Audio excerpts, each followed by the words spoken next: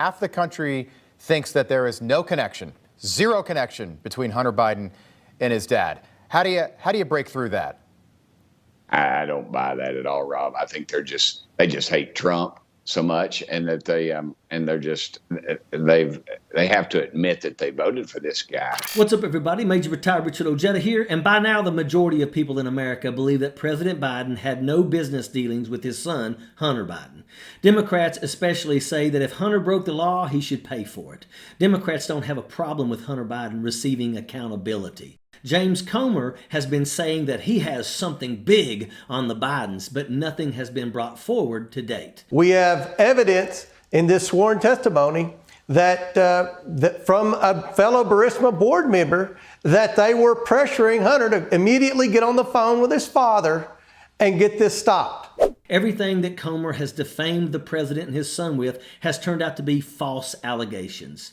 Comer tried to say that Devon Archer, Hunter Biden's former business partner, would provide the evidence that they've all been waiting for in his House hearing.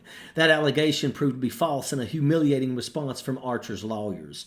But in the email, Hunter Biden made it very clear that in his role with Burisma, that he was on the board, that he could not violate FARA, and he hired attorneys, he hired a lobbying firm. His role was the corporate governance and the lobbying strategy, but he was very clear that he did not. Now, the Department of Justice investigated that. I don't know what they found. They didn't charge him. But that's just not Congress's role. Congress's role is not to investigate a private citizen for a FARA violation. Congress's role is oversight over the president and over the executive branch. Devon Archer told the House Oversight Committee on Monday that his former business partner, Hunter Biden, was selling the illusion of access to his father. None of Comer's accusations were legitimate. Jessica Tarlov, a left-leaning panelist on The Five, pointed out that despite all of the drama surrounding Hunter Biden, the Republicans still do not have any concrete proof. Despite all of the attempts to smear Joe Biden, Comer and the rest of the GOP jackaloons still have absolutely nothing. Yeah, we can keep it up as long as it continues that nobody has a piece of paper or a bank transfer or something legit linking President Biden, the person we care about.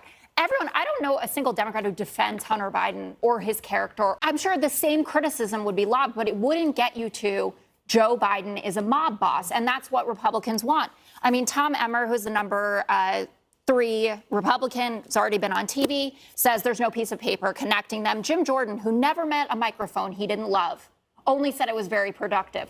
Why do you think that is? If you want to say that Dan Goldman was, out ahead of his skis, saying it was only the weather, et cetera, then explain to me when they had hyped up this $5 million payment and Dan Goldman says on air that Devon Archer had no idea about it. He was on the board of the company. He would absolutely know about something like that.